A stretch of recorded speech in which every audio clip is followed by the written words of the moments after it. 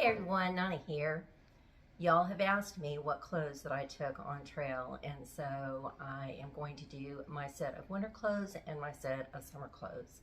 Before I start though, I wanted to share with you what I learned about clothing. You know, clothing is such a variable, and just because this works for me does not mean that this will work for another person, same way as whatever other people packed might not have worked for me.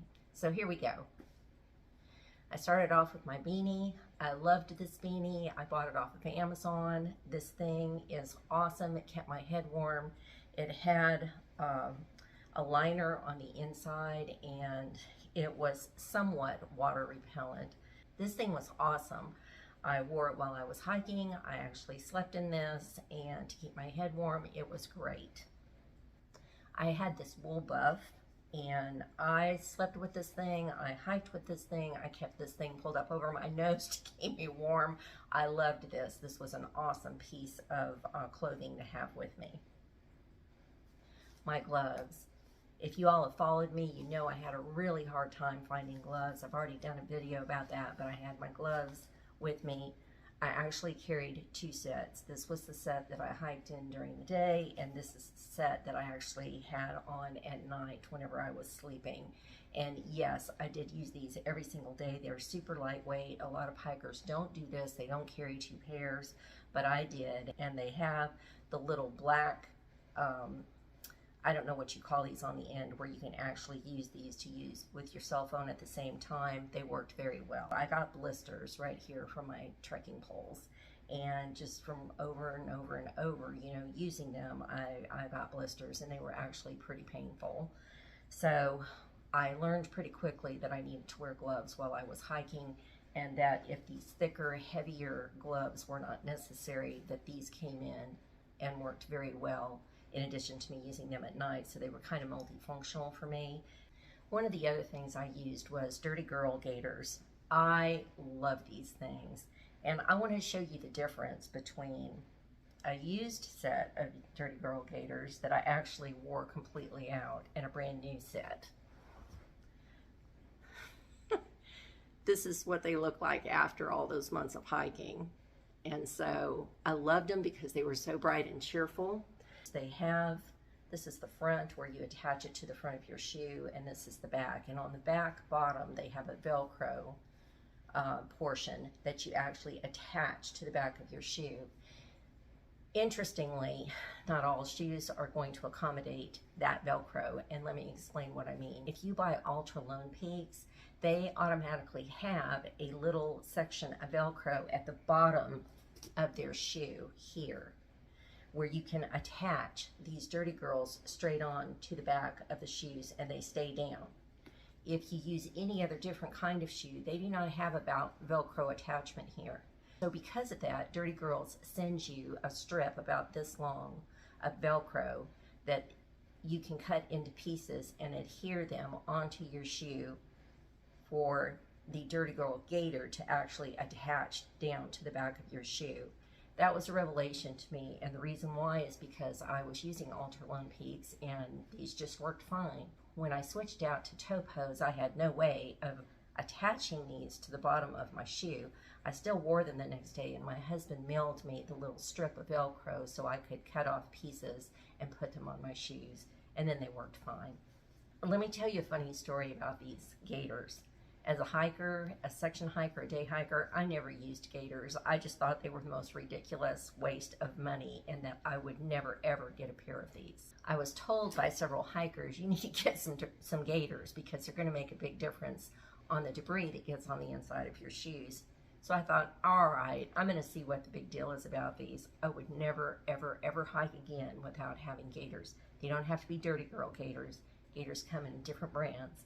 But these are the ones that are the most fun. They come in fun colors, and they kept so much stuff out of my shoe.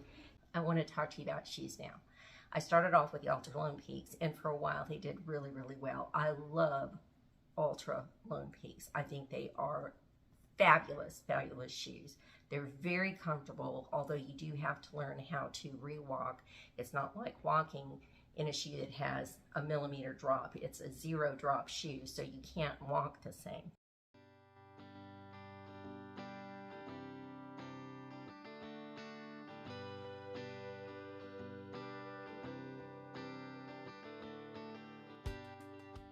Anyway, they were good shoes.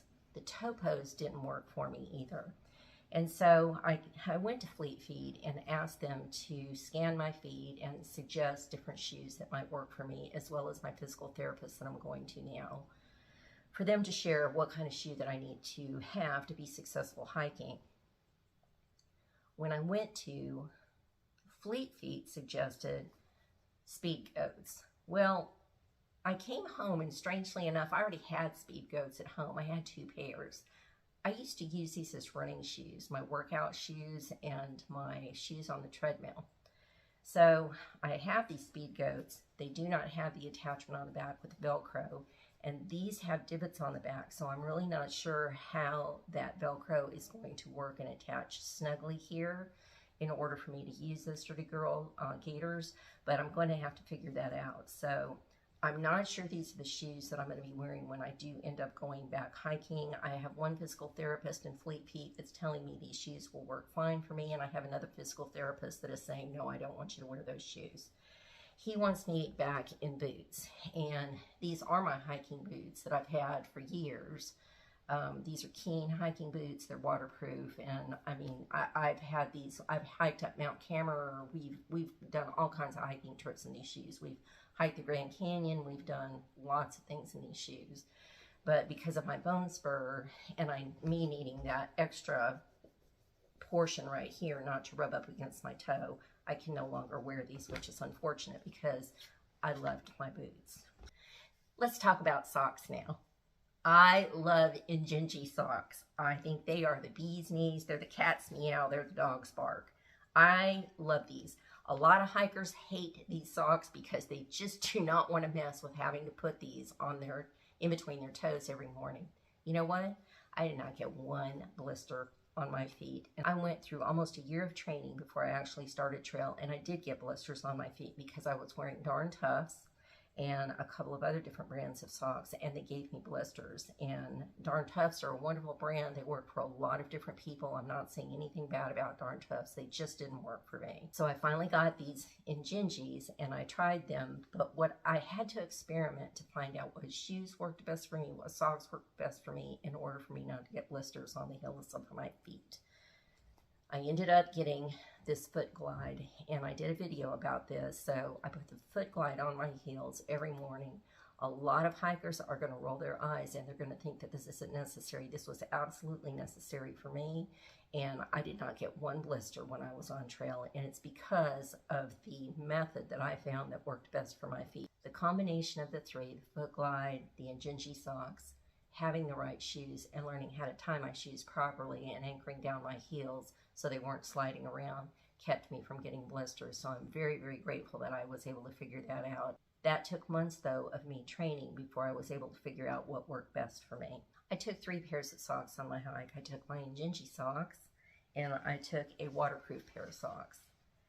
A lot of hikers don't believe in these, and a lot of hikers do. I found this very interesting when I was on the trail. The reason I took waterproof socks, it was kind of an experiment. I didn't know if these were going to be useful or not, and I thought, well, if they're not useful, I can always send them home. The reason these worked for me is because it rained so much. It was so cold. Sometimes it was 15, 20 degrees, and because of the rain and going through water crossings and everything, I knew I needed to keep my feet dry. I experimented with these in the bathtub before I ever left to go on hike. I actually filled the bathtub with about that much water, and I put these on and I walked all over the bathtub, and the water did not come through. They saved my feet from getting wet. If I had to do it again, I would still take these socks. They did not keep my feet from being cold, but they certainly kept my feet from being wet and cold. And that was what was important to me. And these are kind of expensive socks. They come in all different designs, and I got them on Amazon. So ladies, let's talk about bras. Sorry men, this is a squirmy thing. I don't always feel comfortable talking about these things, but I think it's important because a lot of people just don't know. For those of you that are just learning as I was, Ladies, don't wear a regular bra when you're going out on trail. Don't wear a cotton bra. That is not what you should be doing. It is something that it's not good for you. It's not healthy, and it's going to cause rash and fungus infections. And so what you need to do is you need to get a good sports bra. No matter what your decision is, just don't use cotton whenever you decide that you're going to hike. Get yourself a sports bra and take care of your ladies that way. I used Officio briefs. These things are awesome. These are really, really good for people that sweat a lot and for hikers, and they are easy to wash out. And if you put a carabiner on the outside of your backpack, you can actually wash these and just, you know, stick them there and let them air out on the back of your backpack as you're hiking when it's a sunny day. I had one pair that I wore, and I had an extra pair in my bag. Okay, the clothes I wore. My husband had this running shirt. It is a running shirt made for me that I wore as my base layer. And, you know, a lot of my videos are not meant for seasoned hikers. They're meant for people that are just starting out and really don't have all the information that they need to be successful. When I was watching YouTube videos and trying to learn about the things that I needed and how to do certain things, there were some things that I had a difficult time finding on YouTube, and the videos are probably there and I just did not find them. Hopefully this will help somebody. The important thing for me was to learn to dress in layers and not take a bulky coat and bulky items underneath it. Just dress in layers where you can peel down. My second layer was this Patagonia hoodie, and this thing, I loved this. I loved my base layer as well, and especially because it was from my husband. This was awesome because it had a hood, and if you watched my videos, you know I had this on over and over and over again because of the wind and how cold it was for my ears and the sides of my face. So that was my second layer. My third layer was this Patagonia R1, and I wouldn't trade this out for anything. It was comfortable, and it kept me warm. It was great. It was 3 layers of clothes. I'll talk about my outside layer of clothes in just a minute. The other thing I wore were these Skechers Go Walks leggings. And I'm telling you, these things, they have a pocket on each side. I've done a video on this before.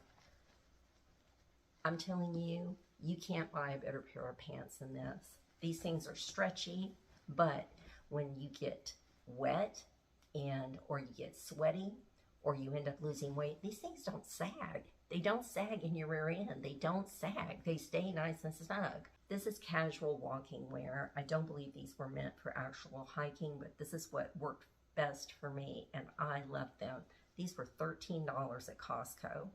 These things, I fell, I tripped, they were muddy, they were washed over and over and over and over and over and dried and dried and dried, and they still, you can't kill these pants. These things are awesome. So these pants, the way I was looking at this was I could get a very nice pair of expensive hiking pants that had the aluminum threads that were in the crotch area for the hiker smell and everything, but I just felt that I could replace these 5-6 times over during a hike if I needed to, and I never did. This is the original pair that I had. I never had to replace these. These are 88% nylon and 12% elastane, so they just worked for me. Washing your clothes, I discovered the most wonderful products for washing clothes to get that stinky, sweaty, musty, hiker funk smell out of your clothes. I discovered this product on my own. I never saw a video on it. I'm sure there are lots of videos on it, but I want to share with you what I learned. I use this Nikwax base wash. This stuff, it just removes the funk out of those clothes. It is very expensive soap. You only use a capful whenever you're running a load. It takes the smell right out. I think this is a great product, and I cannot recommend this enough. In conjunction with that, this bottle is a little disfigured, but this Nikwax Tech Wash, this stuff is incredible. The reason I'm talking to you about this product is because I learned a valuable lesson with rain gear. Before I move on and talk to you about my outer gear, I want to talk to you about my sleep items. I had smart wool pants that I took to sleep in. And I also had a Patagonia Cavaline long sleeve shirt that I slept in. The other thing I had was these very thick smart wool socks that I kept for, these were for sleeping only. I didn't use these for any other time. I never used these socks when I was sleeping because my feet were so hot I couldn't stand it. During the winter months, even though I didn't use these because my feet were hot when I was sleeping, I kept them for safety purposes. I felt like if I had gotten wet and I needed to warm up, that this was one of the best ways for my feet to get warmed up, was having these thick socks. When the temperature warmed up, I sent these home because these are fairly heavy and I didn't want them in my pack. Getting back to these clothes, when I told you that it was so cold that I slept with 5 layers of clothes, it was the clothes that I just shared with you for winter, plus this, plus my outer layer. I had an Arc'teryx Atom, A-T-O-M, jacket with a hood. And the hood kept my ears and my head warm, and I would often in the shelters at night sleep with that Cavaline hoodie that I showed you, as well as my beanie on and this on top of my head to keep my head warm at night. It was very, very cold. And so this jacket worked great. This is not a down jacket. This is a synthetic jacket that can be washed and dried. And I did that on purpose. I did not want a down jacket that I had to worry about getting wet. I typically did not use this whenever I was hiking. This was only for nighttime use whenever I was in the shelter or in my tent to keep myself warm. I loved this jacket. I compared this jacket to this Patagonia jacket. It does not have a hood. After doing my research on Patagonia and on that Arc'teryx jacket, I decided that that Arc'teryx jacket was more in line with what I thought I needed for myself. A lot of people, most of the hikers have Patagonia jackets. There's nothing wrong with them. They're awesome jackets.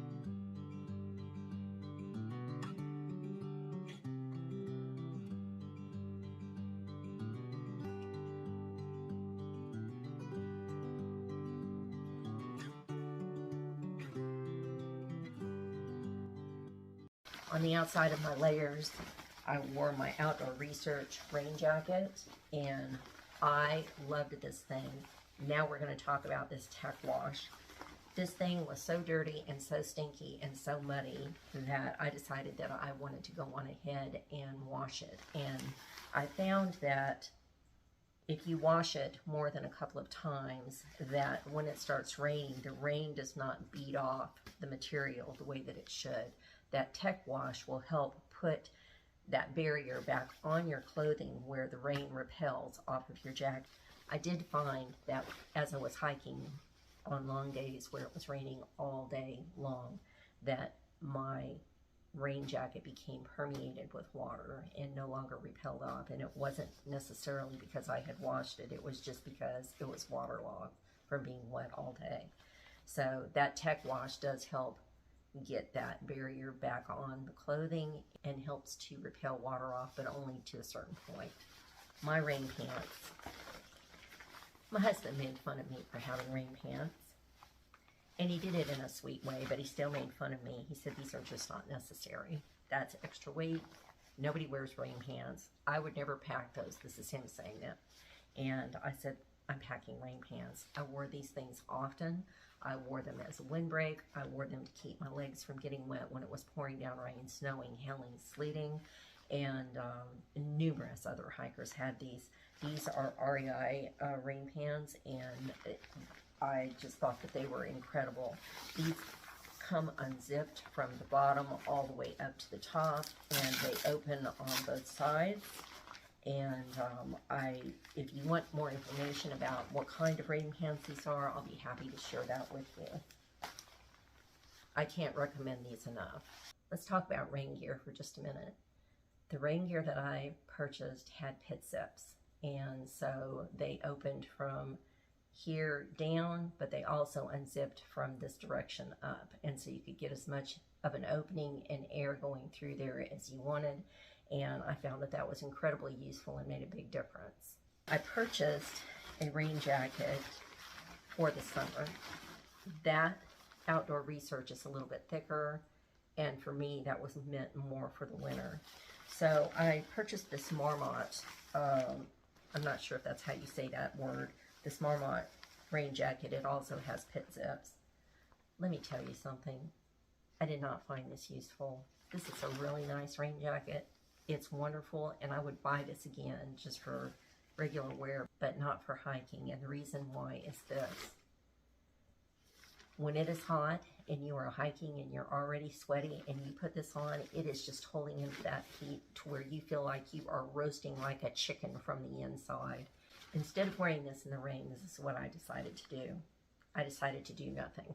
I decided that this was not worth it because I was already hot, and I just took this off. I was soaking wet down to the skin, and I did not care. My pack was fairly dry because I had my duck back on, but I knew I had a change of clothes that I could put on when I was at the shelter, and that is exactly what I did.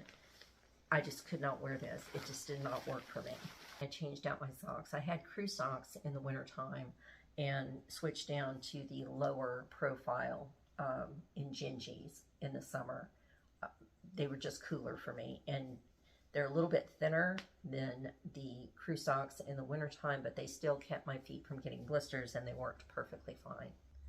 A lot of you that were following me knew that I had no short sleeve or sleeveless anything when I was hiking, as the seasons were changing and it was getting warmer, and I was burning up. And so I'd actually thought about just wearing a sports bra and so what to anybody else that said anything, but I didn't do that because I wanted to spare other people on the trail. So I did wait to receive this short sleeve Patagonia t-shirt, and this made all the difference in the world. I really loved this. It was comfortable and it launders very well. My sleeping items, they also changed. I couldn't wear that smart wool or those long sleeve things, so I know y'all are gonna laugh. I don't know what to tell you. This is what I wore. I'm almost embarrassed to share this. These are Officio men's boxer briefs. This is what I wore to bed. They were loose, they were comfortable, they were airy, and I didn't care. And then I just had this very inexpensive from Walmart little, you know, running kind of shirt that I wore going to bed. Don't tease me about those men's boxers. Anyway, this is what I wore. This was the system that worked best for me, and I hope that that has helped somebody. I guess the biggest takeaways from my clothes, what I learned is dress in layers. I did not need a raincoat in the summertime. It just did not work for me. I learned that if you're going to use Dirty Girl gaiters, and with the way that you have to attach them to the bottom of your shoe, you just need to make sure that you have shoes that you can attach that Velcro to. I learned about Nikwax and taking care of my clothes properly, getting the hiker funk smell out of my clothing, and also getting that repel resistant finish back into my rain gear. I learned that I needed a hood on my jacket, and so a lot of people will think, well, if you have a jacket that just has no hood and you're wearing a beanie, what you're not thinking about is your neck. A lot of people say, okay, well, I have my buff. I had my buff too, and so that is a good answer to that question. The buff and the fact that I had a hood helped me best, and so that's just me. Everybody has a different system, and whatever system that is, if it works for you, then it works for you, and that's great. I hope you all have gotten something from this video. I hope there's something that I've shared you wanted to know about my clothes. In the meantime, y'all take good care, and I'll see you in my next video.